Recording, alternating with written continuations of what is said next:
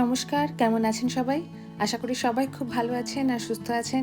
আমি দিয়া ভিনদেশের মাটিতে আর একটা নতুন ভিডিওতে আপনাদের সবাইকে স্বাগত জানাই। আজকের ভিডিও টাইটেল দেখে তো আপনারা বুঝেই গেছেন যে আমরা যাচ্ছি বেড়াতে। আজ শুক্রবার, আসলে আগামী সোমবার ইউকেতে একটা ব্যাংক হলিডে আছে, যার জন্য পাওয়া গেছে একটা লং উইকেন্ড। তাই আরও একটা দিন ছুটি নিয়ে হঠাৎ করেই একটা ডিসিশন নিয়ে ফেললাম যে কোথাও থেকে একটু ঘুরে আসি। ইউকেতে আসার পর এটা আমাদের সেকেন্ড রোড ট্রিপ। আজ আমরা যাচ্ছি লন্ডন ছেড়ে বার্মিংহামের পথে। আর মজার ব্যাপার হলো, বার্মিংহামে গিয়ে আজ রাতটা আমরা থাকবো একটা সত্যিকারের ক্যাসেলে। চলুন তাহলে যাওয়া যাক। এখন সময় সকাল 6:30। সকাল সকাল বেরিয়ে পড়েছি, আর এখান থেকে বার্মিংহাম পৌঁছতে আমাদের সময় লাগবে মোটামুটি 2.5 ঘন্টা। তাই বাড়ি থেকে কিছুটা ব্রেকফাস্টও আমরা প্যাক করে নিয়েছি। এ ধরনের লং উইকেন্ড পড়লে এখানকার বেশিরভাগ মানুষের মধ্যেই এই প্রবণতা থাকে যে তারা কোথাও ঘুরে আসবে। সকাল সকাল দেখুন রাস্তায় কিন্তু অনেক গাড়ি বেরিয়ে পড়েছে। রাস্তায় আজ বেশ ভিড় থাকবে, আর এই ট্রাফিকটা সামলে ঠিকঠাক সময় যাতে পৌঁছতে পারি, তাই আমরাও বেশ আর্লি মর্নিংয়ে আমাদের জার্নিটা স্টার্ট করেছি। এর আগের বার আমরা যখন ঘুরতে গেছিলাম সেই সময়টা ছিল শীতকাল, আর শীতকালে ইউকের পরিবেশটা তো ভীষণই অন্যরকম থাকে। চারপাশটা ভীষণ অন্ধকার অন্ধকার, গাছপালাগুলো ধূসর পাতাহীন, আকাশটাও মেঘে ভরা, আর বৃষ্টি তো হরদম লেগেই থাকে। ভীষণ ঠান্ডার মধ্যে গাড়ির ভেতর হিটার চালিয়ে বসে থাকা ছাড়া আর কিছুই করার থাকে না। আর গরমকালে এই ব্যাপারটা ঠিক উল্টো, চারপাশে সবুজ পাতায় ভরা গাছপালা আর রোদ ঝলমলে একটা দিন। আজকের টেম্পারেচারটাও এত ভালো ছিল যে আমরা তো মাঝে মাঝে গাড়ির জানলার কাচটা নামিয়ে দিচ্ছিলাম। এই সুন্দর হাওয়াটা ভীষণ ভালো লাগছিল। হাইওয়ের দিকে যাচ্ছি আমরা, অথচ দেখুন বেলা যত বাড়ছে গাড়ির ভিড়ও কিন্তু এই রাস্তায় ততই বেড়ে চলেছে।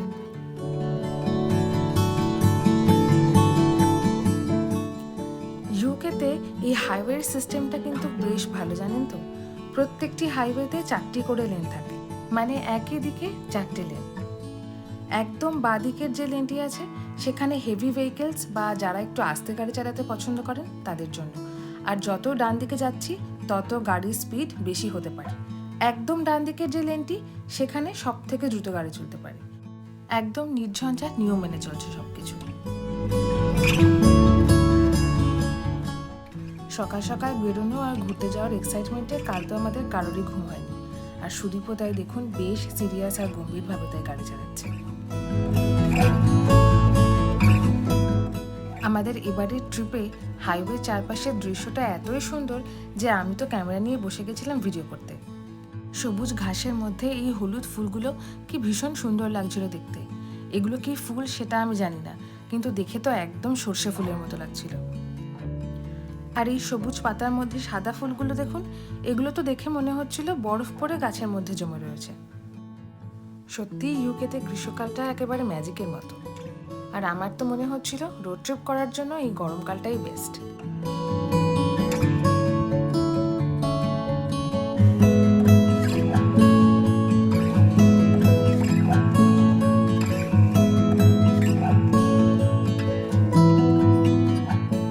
বেশ সকাল সকাল আজ আমরা বাড়ি থেকে বেরিয়েছি, আর এতক্ষণ ড্রাইভ করার পর সুদীপেরও একটা ব্রেকের খুবই দরকার ছিল।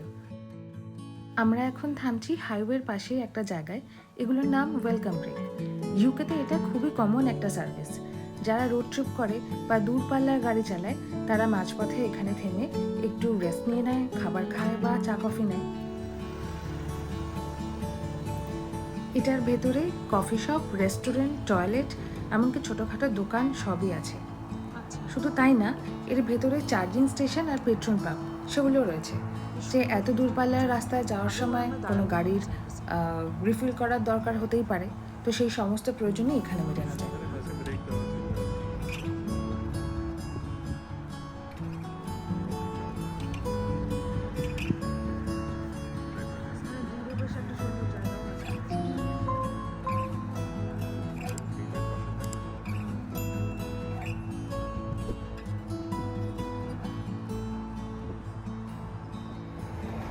সার্ভিসেস চলে এসেছি, এখানে বসে একটু ব্রেকফাস্ট করবো আর ড্রাইভারের একটু রেস্ট।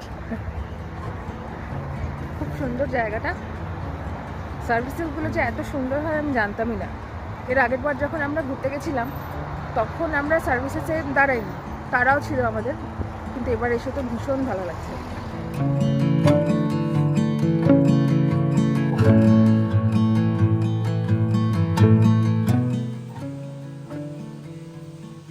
এসেছি ভেতরে।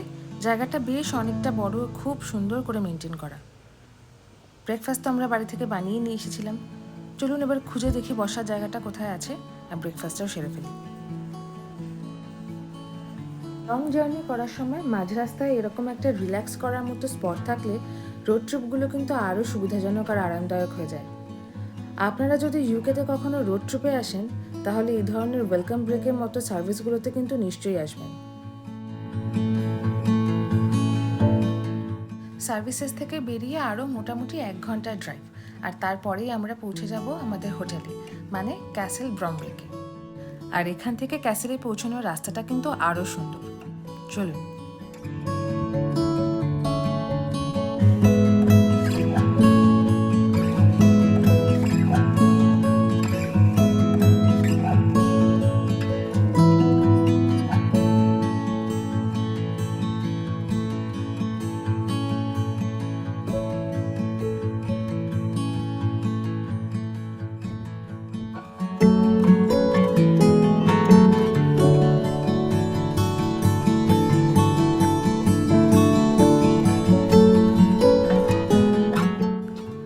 তো অবশেষে আমরা এসে পৌঁছালাম ক্যাসেল ব্রমউইকে।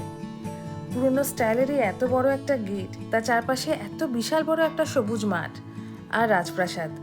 এই সব কিছুর দিকে তাকিয়ে দেখতে দেখতে আমি ভাবছিলাম মুভিতে দেখা একটা ফেয়ারি টেলের মধ্যে ঢুকে গেছি।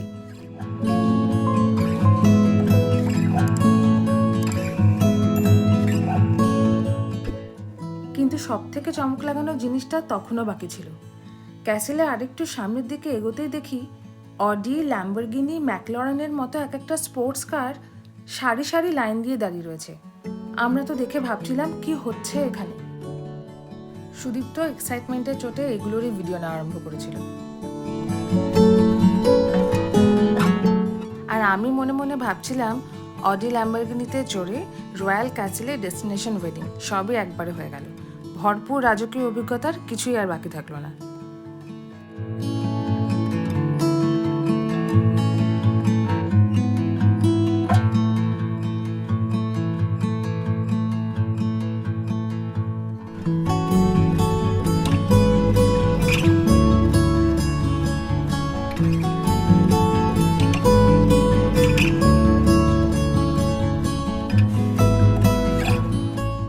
যাই হোক, এরপর আমরা ঢুকে পড়লাম ভেতরে।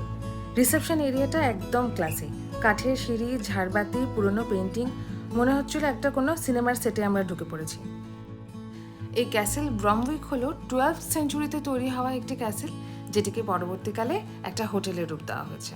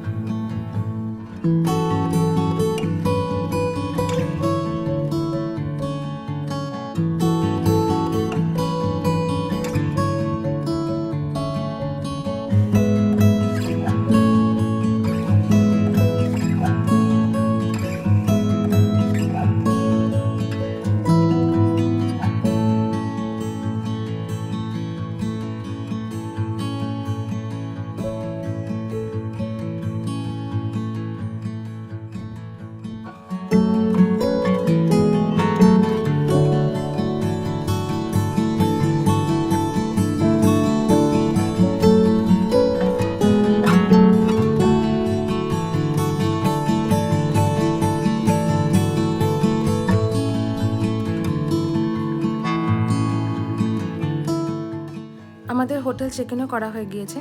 এবার আমরা যাব আমাদের রুমের দিকে। চলুন আপনাদের নিয়ে যাই আর পুরো ক্যাসেলের ভেতরটা ঘুরিয়ে দেখাই।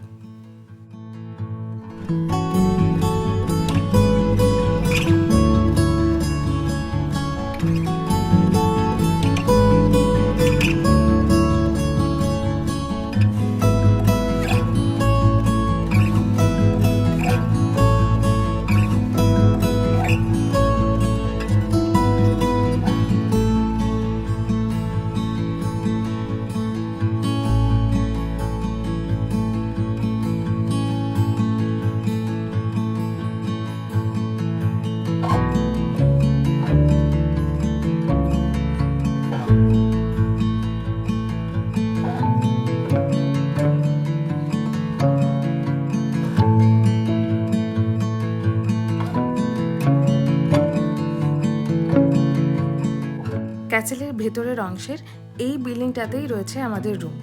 চলুন রুমের ভেতরে গিয়ে লাগেজগুলো রাখা যাক। পৌঁছে গেছি আমাদের রুমে।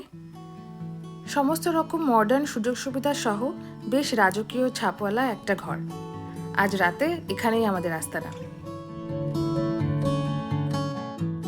কিছুক্ষণ রেস্ট নিয়ে লাগেজগুলো রেখে আমরা আবার বেরিয়ে পড়ব বার্মিংহাম শহরটা ঘুরে দেখার জন্য। এখানকার নানা রকম মজার অ্যাট্রাকশনস আমরা তো দেখবই, আর তার সঙ্গে আপনাদেরও ঘুরিয়ে দেখাবো। আর সেই পরের ভিডিওগুলো দেখার জন্য চ্যানেলটিকে সাবস্ক্রাইব করে অবশ্যই করেই আমার সঙ্গে থাকবেন। আর এই ভিডিওটা কেমন লাগলো সেটা কিন্তু নিশ্চয়ই কমেন্ট করে আমাদের জানাবেন। ভিডিওটা ভালো লাগলে একটা লাইক আর শেয়ার করবেন। সবাই ভালো থাকবেন আর ভালো রাখবেন। আজকের ভিডিওটা এখানেই শেষ করছি। টাটা।